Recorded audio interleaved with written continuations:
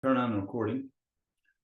Welcome everybody. It's 8 o'clock, September 22nd, Friday, 2023.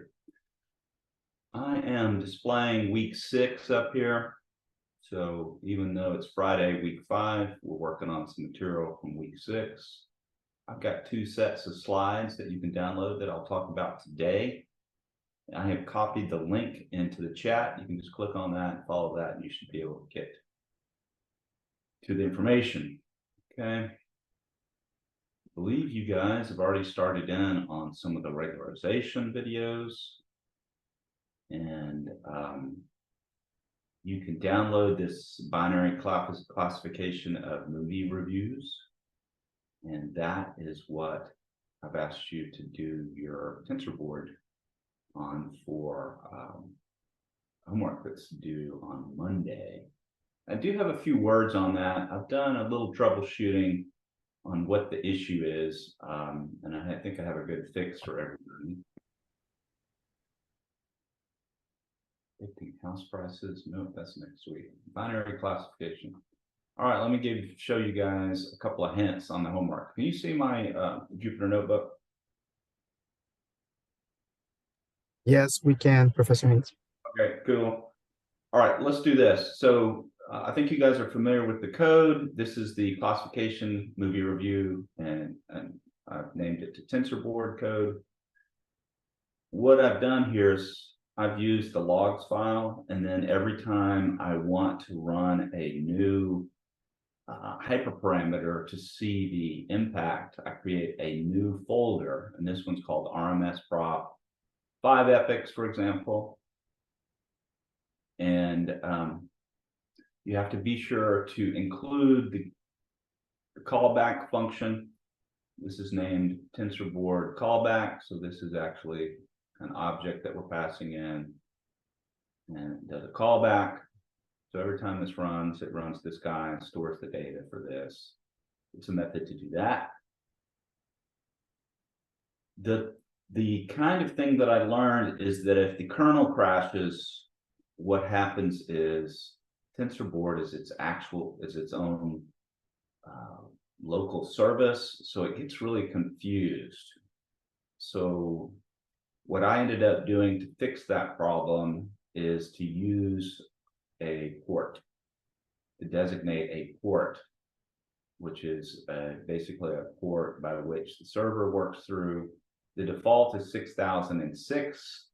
So if you get, I think I've run it several times now. Let's see if I can recreate the error. You may get a can't connect to the local host. Let's try this one.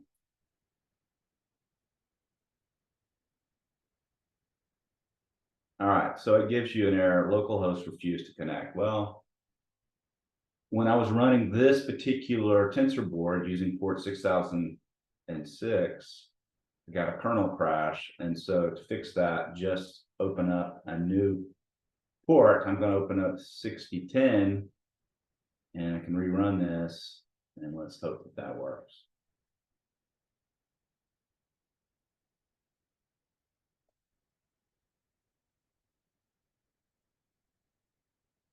May have to rerun all my data again. No, I don't think so. It worked. Okay, so I've got all these files that went off and plotted them. This is the way it's worked. So you just have to increase this port. Now you can fix this problem by killing the task, and and then restarting your browser. I don't, that's a lot of work. I would just create a new port and then plot it. Now notice that my logs file remained the same. I didn't change the logs file, and it's the same. So this prefix right here was kept the same, and this is the folder that I'm changing for each new data set that I run. So I think if you use that technique, you will get around all of the errors we were seeing in TensorBoard. Anybody have a question about that? Alex Hunter, did I communicate that well? Is that okay?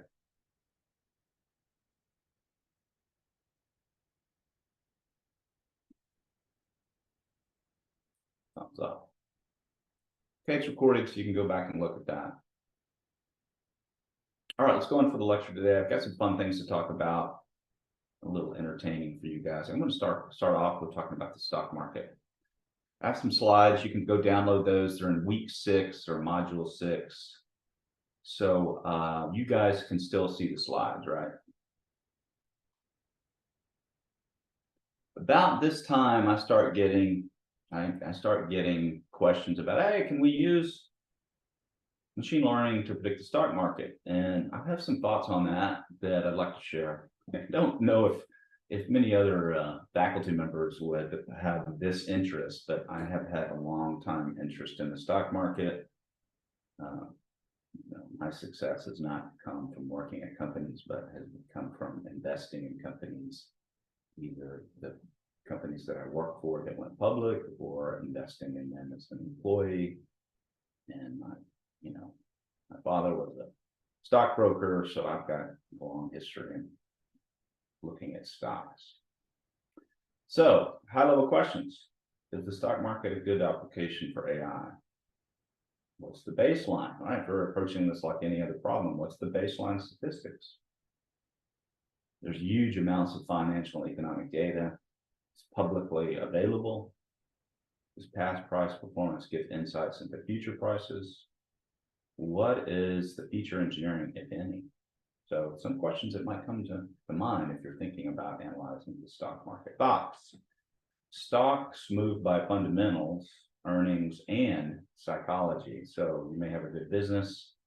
A stock should be valued based on its potential future profits or earnings.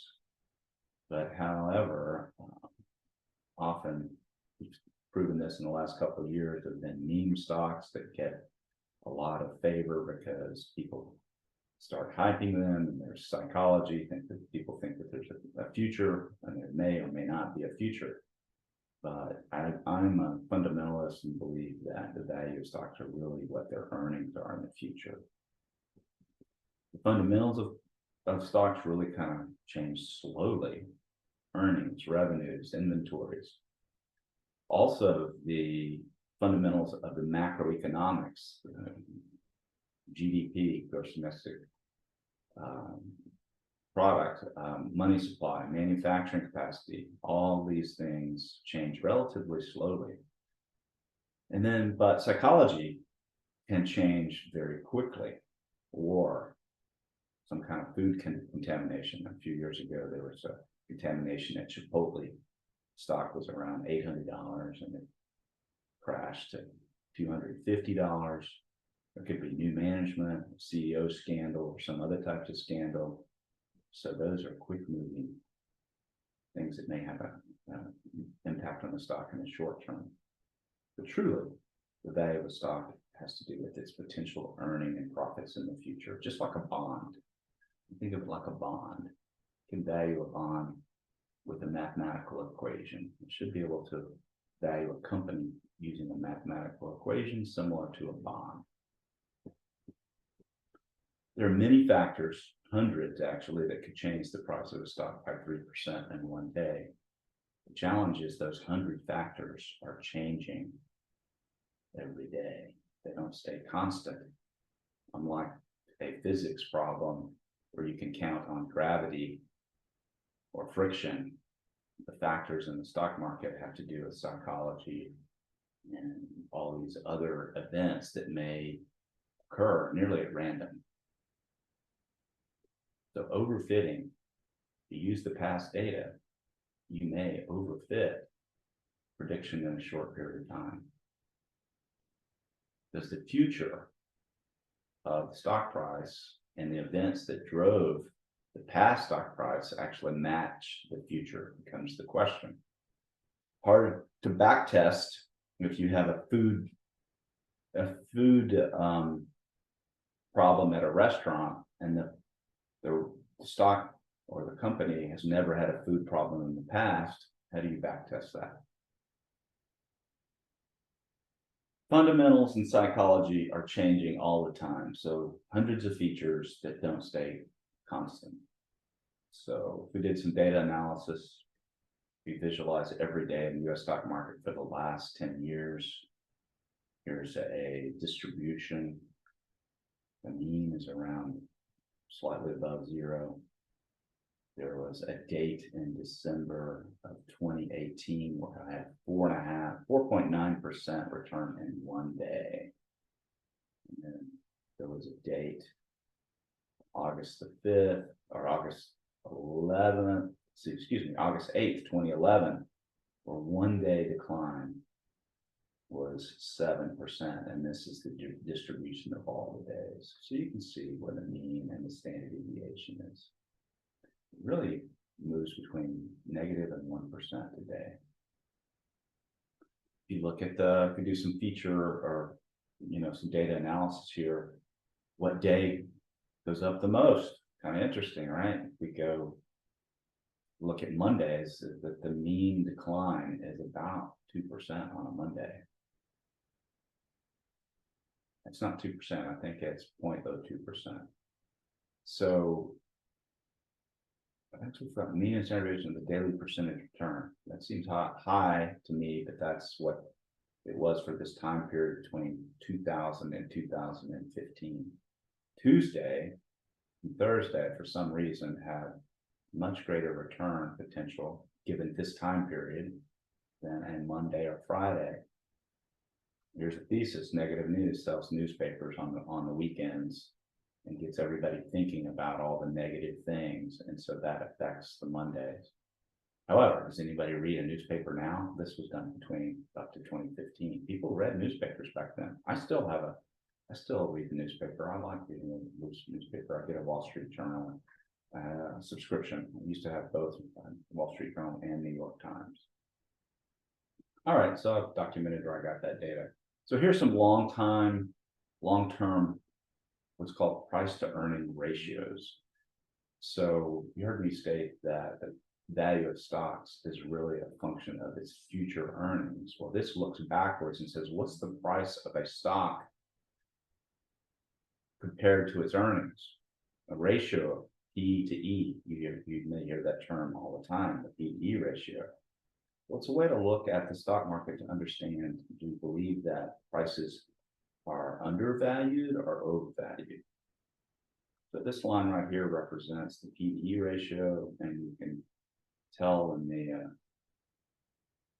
2000 time frame that P/E for the entire S&P 500 is above 40.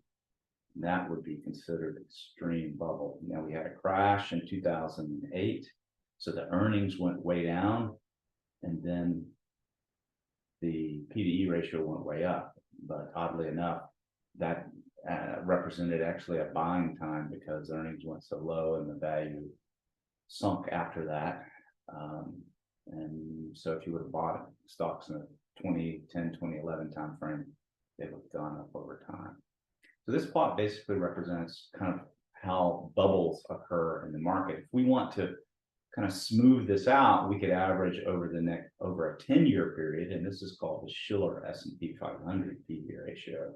And it basically takes the previous 10 years and does an average inflation adjusted earnings. So this is interesting because it basically knocked out this spike here that occurred because of the 2008 stock market crash when Lehman Brothers nearly went out. Financial market had a scare. So it knocked that out and really shows that really we maybe have a good undervalued potential here. So interest rates were very high in the 80s. So our time period right now is starting to look similar to what the 80s were like. And this huge run up, and this was when the dot-com craze occurred. So that's kind of cool. You can look back into the 20s, the roaring 20s, and see that the stock market crashed and the depression here and so forth. So this is a way to kind of average out or smooth out the P/E ratio. So it kind of gives you a view of what the stock market would look like. Now, if we did some analysis and we said, well, you should be able to look at this and say, well, what's the correlation of the 10-year trailing PDE ratio and the 1-year market return. Can anybody give me a correlation of what this would look like?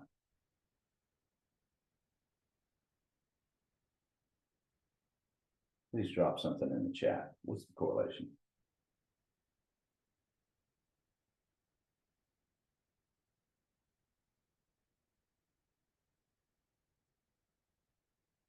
Is anybody listening? There's no wrong answer. I'm just asking you to be a little interactive today.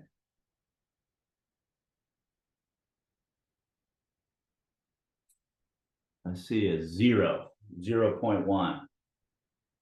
It's pretty close to 0, right? 0 correlation means there's really no relationship between 10-year trailing and the 1-year market return. So the 1-year market with the next year, if we were to look at the past 10 years, as the 10-year PDE ratio is higher, what would be the next year's return? It looks like there's no relationship. That's pretty amazing, right?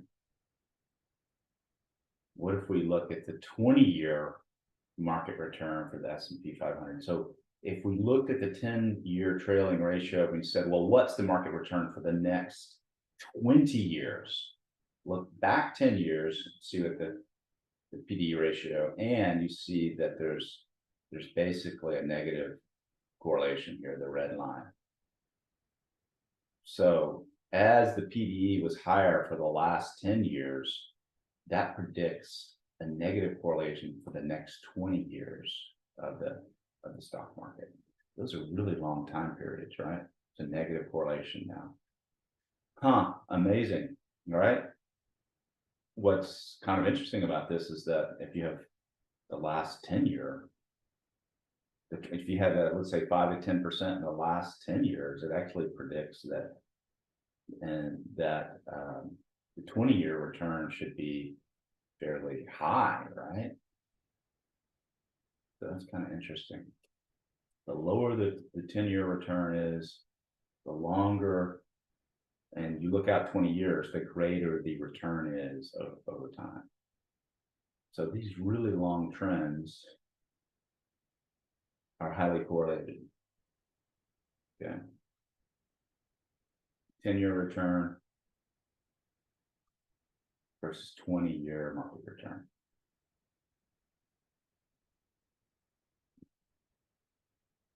Real market return, 20-year average market, and real market return is includes inflation. So this one's even real. That's a pretty tight correlation or standard deviation around the red line there, right? All right, that's pretty cool. So if we have a low PDE ratio in the last few years, the last 10 years, then it looks like we should have really good growth in the upcoming future years. If we have a high PDE ratio, we shouldn't expect any growth in the next 10 to 20 years. That's actually where we're at right now, right? We have a very high PDE ratio for the Schiller, if you look at the past 10 years. And so that kind of means that maybe we might get 0 to 5% kind of return. That is kind of sad. That's where we're at today. All right, there's also this idea that you can't really predict the market. That's called the efficient market hypothesis. An efficient market, the prices of the securities, the stocks, at any time are based on the correct evaluation of all information available at that time. So there's been a Nobel Prize or 2 that have been given for the efficient market hypothesis. All historic prices and returns, all information in public and private. Okay. However, I think there are examples of people that have continued to beat the market and would refute the efficient market theory. So also you may see that there's information, once new information is absorbed into the market, this is the timeline, overreaction to good news. And then there's some response, and then there's like a cycle that occurs here, a far efficient market response to good news. So efficient market may occur after some time, but there may be some responses to new information that are not efficient. The best example of the markets not being efficient is Warren Buffett, and people like Warren Buffett. So here's the red line is if you would have invested in the S&P 500, an index fund, just a mutual fund, randomly selected some stocks or owned the whole market, and he's killed the whole market. And there's his historic change over time. 2,000,000% gain. That's awesome. So I'm a Warren Buffett fan, and what he does is he plays the long trends. He plays this curve right here. So if you have a longer term thought process than other people, you can win in the stock market. If you think like all of the financial analysts on a quarter basis, or you're judged by a yearly basis, you're going to be challenged. But if you can think 2 to 5 to 10 years out, then you have potential to have an advantage over the market. That's what this information kind of tells me. So with that said, though, Berkshire's return has declined. Actually, the last couple of years, it's really increased. So it's kind of gone the other direction. Following Berkshire Hathaway and Warren Buffett. Berkshire Hathaway is Warren Buffett's company that buys and acquires other companies. So Berkshire Hathaway is a proxy for Warren Buffett's success. The last few years, he's done really well. So this number has come back up.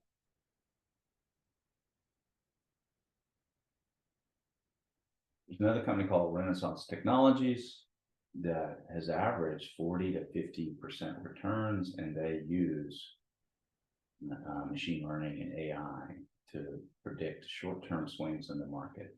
And the founder of this company, if you want to do some YouTube on this, is James Simons. Really interesting company. What they did, though, is they used really short-term information to predict trends and follow those trends and then get out of the market. So the observation on this is that stocks are what are called in signal processing a non-stationary signal. Stationary means the statistics properties for signals remains constant over time. Think about the kinetics of a chemistry reaction. It reacts the same way every time. It's predictable. Non-stationary signals means that the mean variance, the statistics change over time.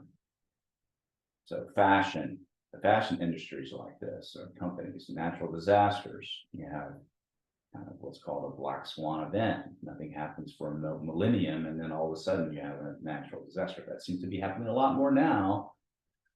Seismic data.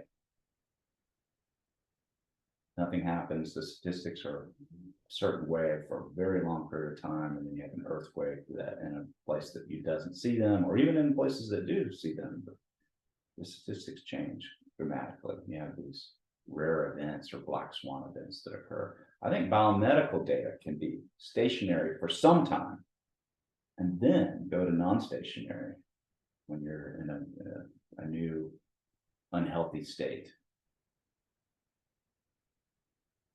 Stocks may be stationary over a short period of time, milliseconds.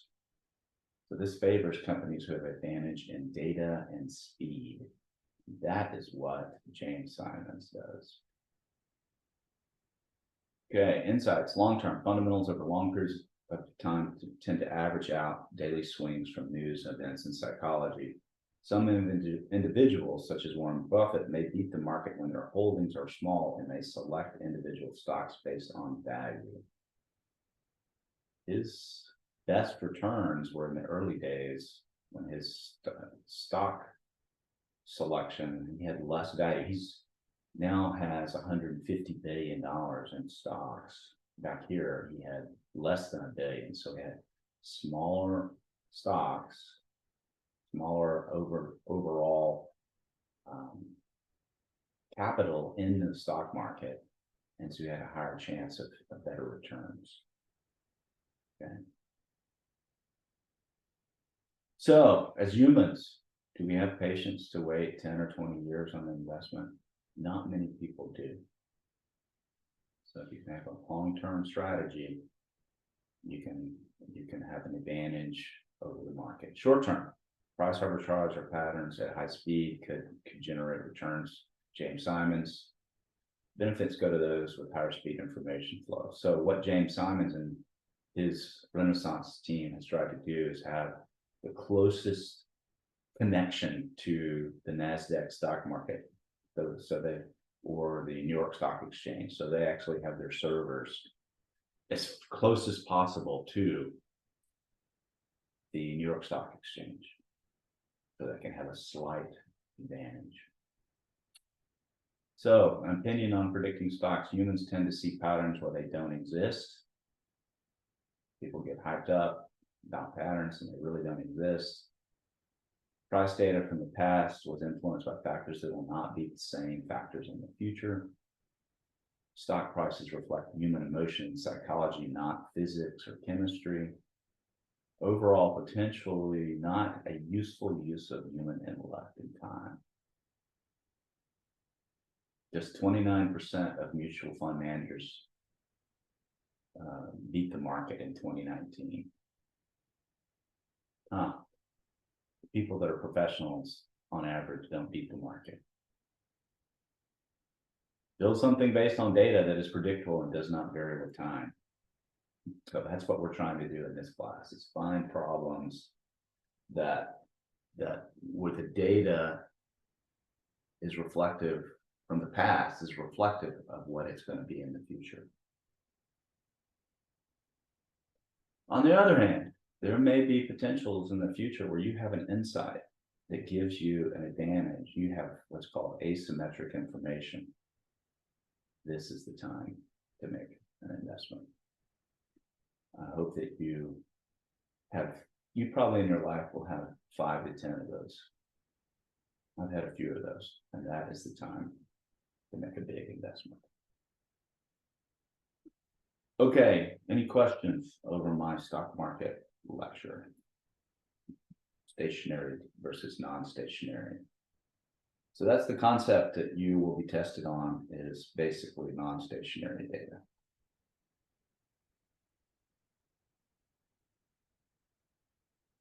All right, we will start to cover case studies. I've got some other case studies. I have the Netflix case study. I have a case study called Moneyball, which is about baseball.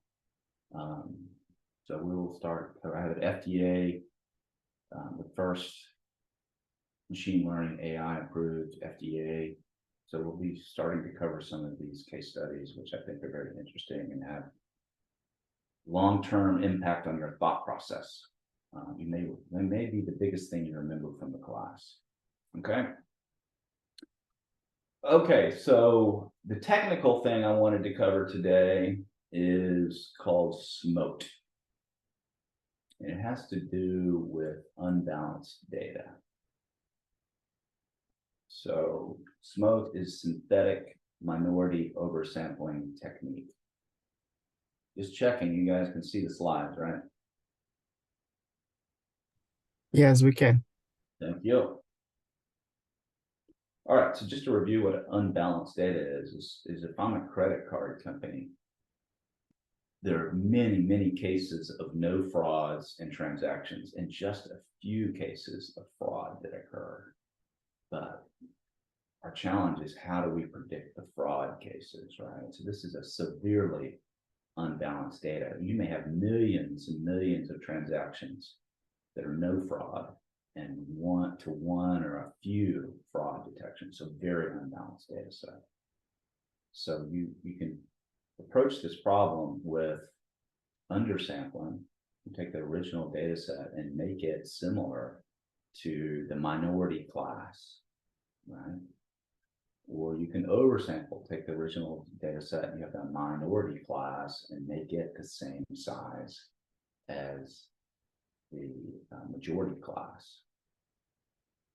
Okay, so there's just some techniques to deal with this. So some rules of thumbs. Consider testing undersampling when you have a lot of data, tens or hundreds of thousands of instances or more.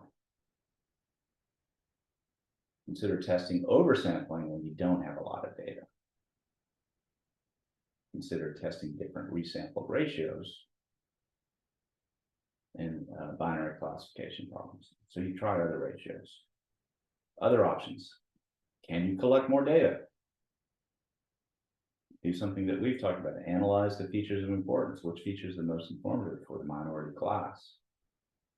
So focus on the minority class because that's the anomaly that you want to predict. Maybe you adjust the threshold, right? We talked about that with binary classification, for example. Use k-fold cross-validation to ensure the fold maintains the class distribution proportions of the original data set. More ways, synthesize new minority class instances. You mean we can synthesize data? I'll show you how to do that. Oversample the minority class, undersample the majority class. We already talked about that. Tweak the cost function to make misclassification of minority instances more important than misclassification of majority instances. Okay. So the technique that I like to use is called SMOTE, and you can download pip install imbalance learn. So here's where that is located at, and then you could just install it this way from your Jupyter notebook. And here's a simple example put into the slides. You have a classification, and you basically run the SMOTE method on this, and it will resample the data and balance out the Y values, the labels. So here's how this works. So let's simplify this, and this is a flower example. Sepal width versus the sepal length. If we know these features, we can predict the type of flower it is, okay? So here's the minority class, the red data. Here's the majority class. And so you can think of, if we added synthetic data in the envelope of these minority class large red dots, if we put red dots in between those, and that was synthetic data, and it matched to our minority class, a particular type of flower, that would be a way to create more samples of the minority class for our model. Does that make sense? Here's maybe a different way to look at it. Here's a minority class. And we can create samples inside of this envelope of all of these points. And this is a simplified example, right? We're only dealing with 2 dimensions, but we have to do this in multiple dimensions. And that's what SMOTE does, is it does it in multiple dimensions.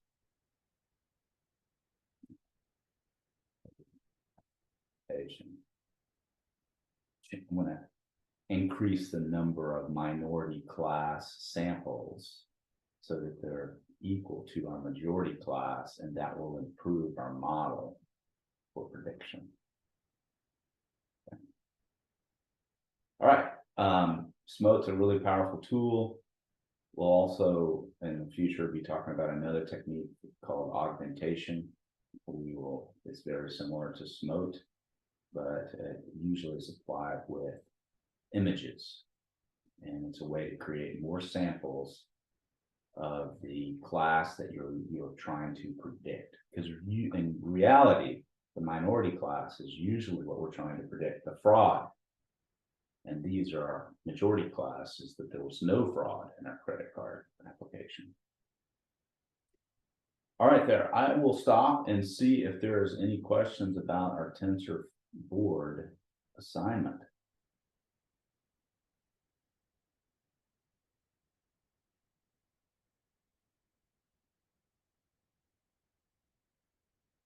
If you don't have any questions, you're free to go. I've recorded the lecture. You can go back and look at it if you need to. And you have the slides that I published in week 6, okay? You guys have a great weekend.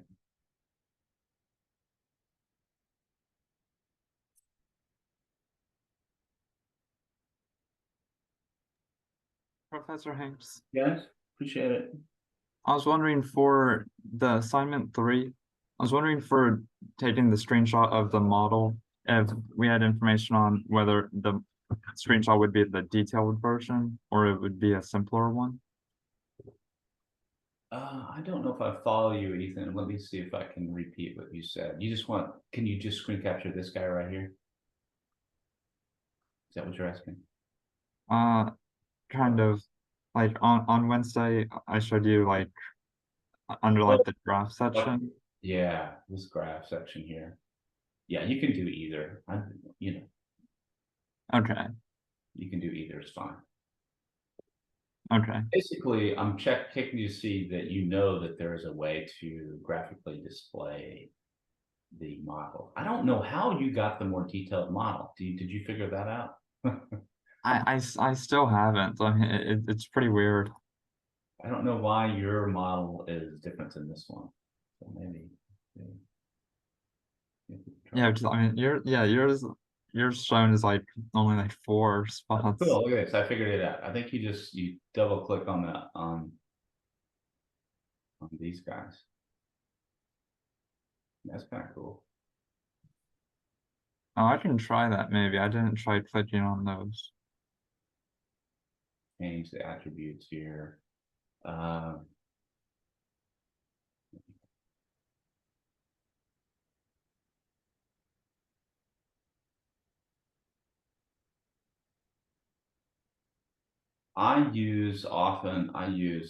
don't think I did it here, but basically I use model summary because I think knowing the number of parameters is really cool. So let's see here, I use model above. I may have had a kernel stop here. Let's just see if this works. This is the other command I use just to see the model. There it is. Oh yeah, yeah.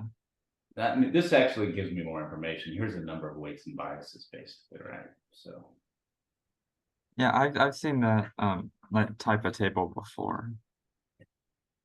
yeah, so that's useful. Like when we get to our writing your document, I think if you just use TensorBoard, you can copy and paste some of the graphs into your project 1 and project 2 report. I didn't realize it was so buggy.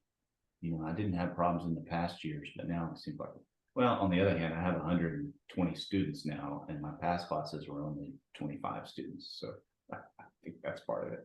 Yeah, that'll do it. Yeah. All right, Ethan, have a great weekend. Any other questions? No, that was the only one. That's okay. Okay, cool. Take care. You too.